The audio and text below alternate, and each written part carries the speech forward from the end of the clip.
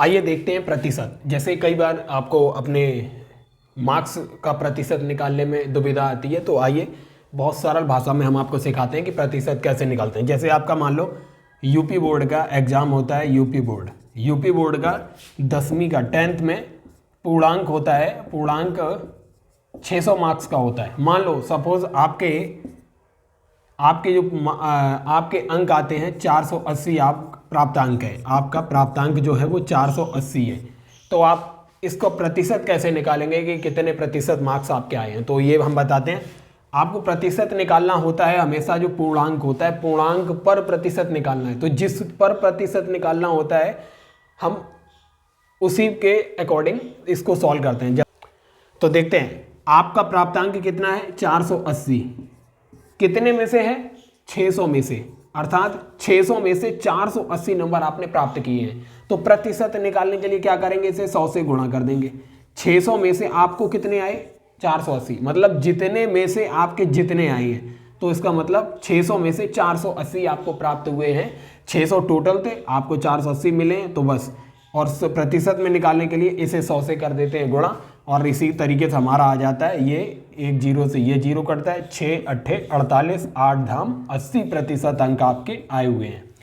और इसी तरीके से एक और देखते हैं। अगर मान लो जैसे 12th के एग्जाम में अगर 500 पूर्णांक जो होता है, पूर्णांक 500 का होता है पूर्णांक, और प्राप्तांक सपोज आपने प्राप्तांक जो किया हुआ है वो 450 अंक आपको प्राप्तांक है। अब आपका प्रतिशत कैसे निकलेगा, तो पूर्णांक कितने का था वो नीचे लिख लो 500, आपने प्राप्त कितने किए 450, मतलब 500 में से 450 आपको मिले। ये तो आपको, अब इसको प्रतिशत में निकालने के लिए हमें पता है भिन्न को प्रतिशत में बदलने के लिए 100 से गुणा कर देते हैं। प्रतिशत प्रति 100 में कितना मिलेगा, अर्थात ये डबल जीरो कैंसिल हो गया, 5 निम 45, मतलब 90% अंक आपको मिले हुए हैं। तो कुल मिला के आपको प्रतिशत निकालना आ गया होगा। और इसी तरीके से प्रतिशत देखते हैं कि जैसे हानि और लाभ का प्रतिशत आपको बता देते हैं, हानि प्रतिशत और लाभ प्रतिशत।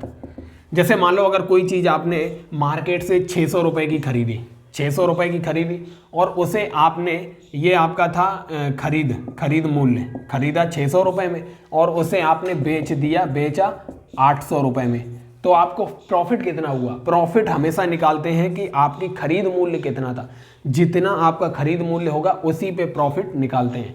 तो बस प्रॉफिट निकालने के लिए आपको क्या करेंगे, आप 800 माइनस 600, मतलब जितना आपने बेचा है और जितने में खरीदे था उसका डिफरेंस, उसका अंतर, बटे जितने में खरीदा था। क्योंकि हमेशा आप, जैसे अगर कोई आपसे पूछे आपने 5 की चीज़ खरीदी 6 की बेची, तो कितने रुपए का प्रॉफिट हुआ, आपका 1 रुपये का।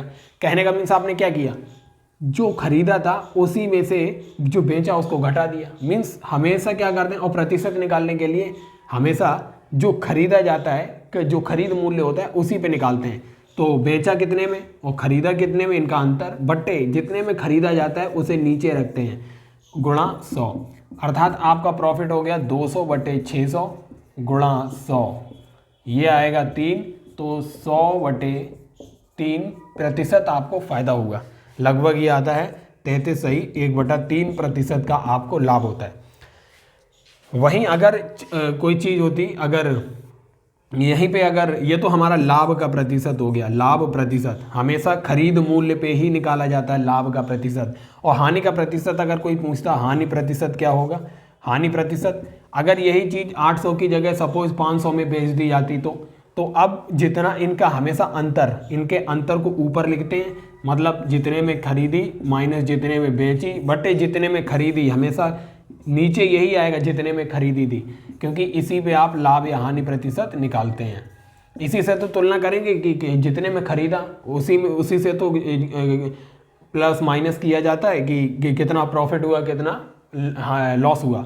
तो बस इसी को सॉल्व कर लेते हैं। ये आता है 100 बटे 600 गुणा 100, अर्थात ये आता है 100 बटे 6, ये आपका इतने प्रतिशत आपको हानि हो गई इसमें। तो कुल मिला के आपको पता चल गया होगा हानि या लाभ का प्रतिशत, या आपने कितने अंक प्राप्त किए हैं, तो उसका प्रतिशत भी हमने आपको निकलवाया। तो इसी तरीके से वीडियो देखते रहिए। मैथमेटिक्स के छोटे छोटे कॉन्सेप्ट हम आपके लिए लाते रहेंगे, तो वीडियो को लाइक एंड शेयर करते रहिए। Thank you.